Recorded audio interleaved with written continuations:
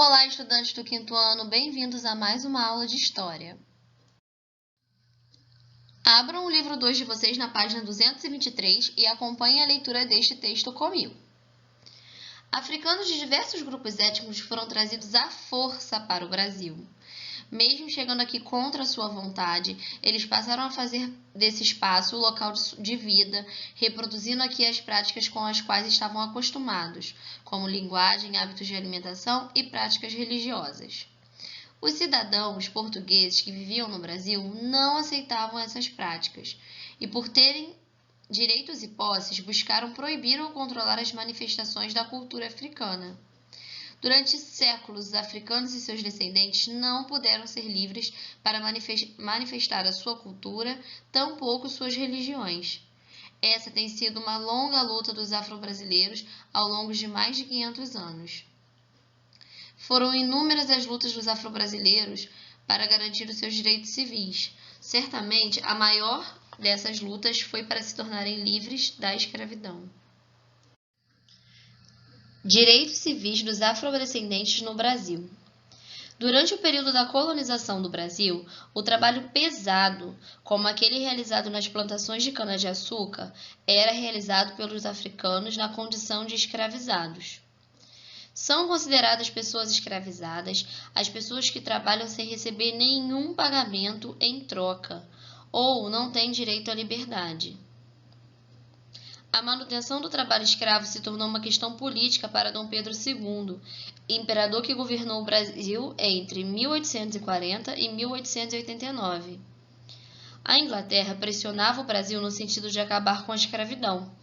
O Brasil foi um dos últimos lugares da América a declarar a abolição da escravatura, seguido apenas por Cuba. A pressão inglesa não foi o único fator para a criação de leis que promovessem gradativamente a abolição da escravidão, uma vez que os próprios trabalhadores escravizados pressionavam o governo cada vez mais por sua liberdade. Observe a seguir algumas conquistas da população africana e afrodescendente que resultaram em leis no Brasil e aos poucos garantiram a melhoria nas condições de vida dessas pessoas e o início da constituição de sua cidadania. Observe no livro de vocês, nessa mesma página, a Lei Áurea, que foi assinada pela Princesa Isabel em 1888. Observem atentamente, se vocês não conseguirem estar identificando com a imagem que está aqui no vídeo e está no livro de vocês, vocês podem usar outras ferramentas de pesquisa para ver essa lei em tamanho maior. Virando para a página 224, nós temos algumas leis que garantem alguns direitos das pessoas afrodescendentes aqui no Brasil. Então, acompanhem comigo. Em 1850 foi criada uma lei chamada Eusébio de Queiroz, que determinou o fim do tráfico de africanos escravizados. Então, a partir daquele ano, não se poderia mais trazer pessoas à força ou não para serem escravizadas aqui no Brasil. Em 1871, criaram uma lei chamada Lei do Ventre Livre, que a partir dessa data, de 1871, as crianças afrodescendentes nascidas de mães escravizadas aqui no Brasil, elas seriam libertas, elas estariam livres. Em 1885, criaram a Lei dos Sexagenários, que libertou escravizados com mais de 65 anos de idade. E em 1888, a Lei Áurea determinava a abolição da escravidão e a libertação dos escravizados. Então, essas foram as principais leis. Porém, na prática, elas não funcionaram muito, porque, por exemplo, a lei do ventre livre, a criança estava livre, porém a sua mãe não estava. E como que uma mãe ia deixar uma criança sozinha, se essa criança precisava dessa mãe para conseguir os alimentos, conseguir moradia? Os sexagenários, por exemplo, só libertavam os negros escravizados, idosos com mais de 65 anos, mas muitos deles morriam muito antes de chegar a essa idade, com o grande serviço que eles prestavam, as coisas que eles precisavam fazer, a forma com que eles eram tratados. Eles não tinham expectativa de vida até 65 anos, eles morriam muito antes disso. E a Lei Áurea, que assinou a abolição da escravidão, ela só começou a funcionar realmente bem depois, porque esses negros escravizados, eles não tinham condições financeiras e nem oportunidades de emprego naquela época. Então, ela só começou a realmente funcionar bem depois.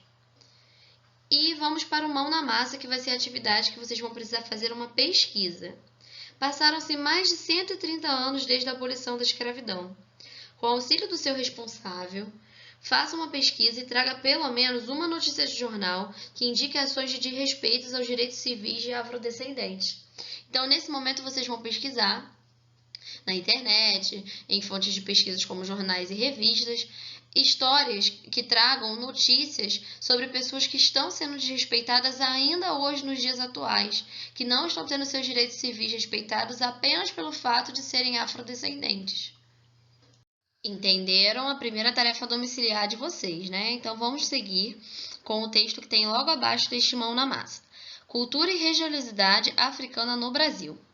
Os povos africanos, quando chegaram ao Brasil, trouxeram as suas crenças, suas práticas espirituais dos curandeiros, sacerdotes e adivinhos. Eles eram pessoas respeitadas pela sabedoria de suas explicações e pelos conselhos de como proceder em momentos difíceis. Entre os africanos, as tradições religiosas e culturais eram transmitidas oralmente. Isso significa que o conhecimento era transmitido em uma forma de contação de história.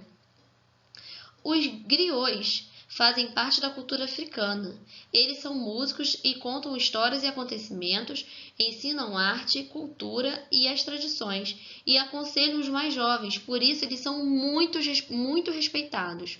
O respeito aos griots e o incentivo à preservação da cultura que representam foi uma conquista dos povos de ascendência africana que vivem aqui no nosso país, que vivem aqui no Brasil. Agora, neste momento, peguem a ficha de atividade de vocês, abram na página 117 e nós iremos fazer alguns exercícios com o tema Igualdade de Direitos. Acompanhem comigo esse textinho que aparece no número 1, que é um trecho da Constituição Brasileira de 88, porque vocês irão responder algumas perguntas logo a seguir na página 118. Vamos lá! Dos direitos e deveres individuais e coletivos. Artigo 5º.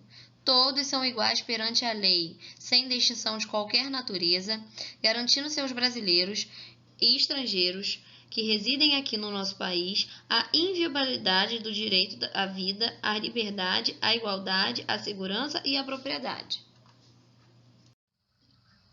Agora, virando para a página 118, vamos fazer os exercícios. Vamos começar pela letra A e letra B. Letra A. Você estudou que a Constituição da República Federativa do Brasil é um documento em que estão presentes os direitos e os deveres dos cidadãos. Conforme esse texto, quem são considerados cidadãos aqui no Brasil? Está lá escrito, vocês vão voltar na página 117 e vão pesquisar. Quem é que reside aqui no nosso país que é garantido esses direitos? Vocês vão escrever nessa linha aí. Letra B. A Constituição garante a inviolabilidade dos direitos dos cidadãos. Explique o que isso significa. O que isso significa? Vocês vão escrever com as palavras de vocês o que significa quando a gente afirma isso na nossa Constituição. O que acontece com os direitos dessas pessoas que são cidadãos aqui do Brasil? Escrevam com as palavras de vocês. Número 2. Sobre os direitos civis, escreva V para verdadeiro e F para falso.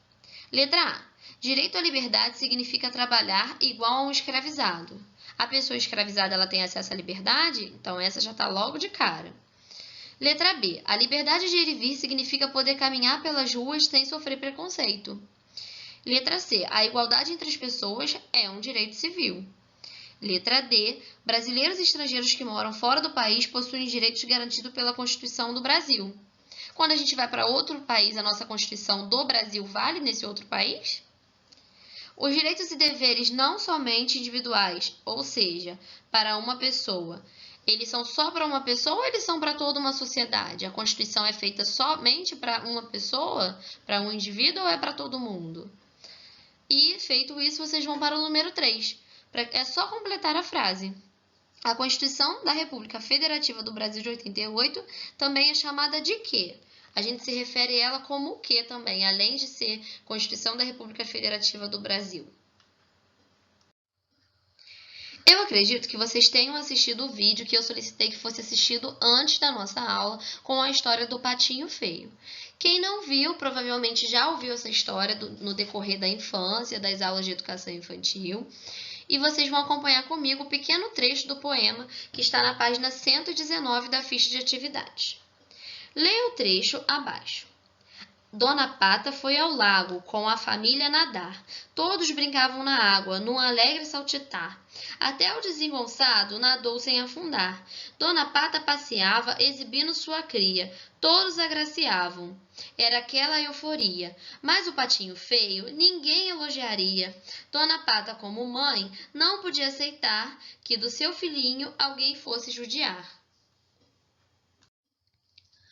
O poema mostra um trecho da história do patinho feio. Essa história ela mostra um exemplo de que tipo de comportamento?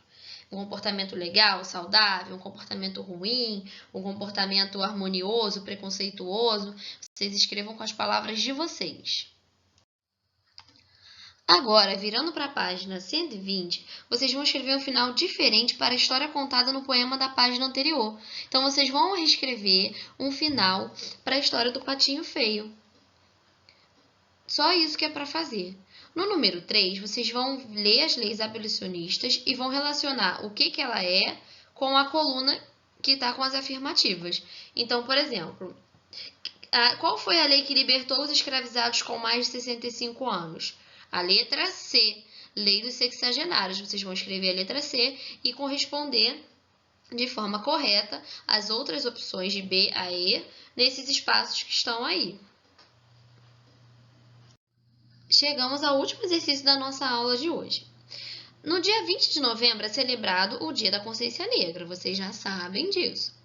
É uma data muito conhecida aqui no nosso Brasil de ponta a ponta, em todas as regiões. Vocês vão escrever uma frase sobre a importância dessa data. Por que vocês acham que essa data é importante? Qual a finalidade dessa data? Por que nós ainda precisamos ter um dia para conscientizar mais as pessoas sobre a importância da consciência negra, a importância de reconhecer a cultura, toda a história do povo negro. Vocês vão escrever uma frase que explique exatamente qual a importância dessa data. E é uma resposta pessoal, não é para vocês copiarem de nenhum lugar, nem da internet, nem de nenhum livro. É para vocês fazerem com as palavras de vocês. Por que é importante a gente celebrar o Dia da Consciência Negra? Qual a finalidade desse dia? Por que a gente precisa dar muita importância para esse dia? Por hoje é só, estudantes do 5º ano. Até a nossa próxima aula. Um beijo!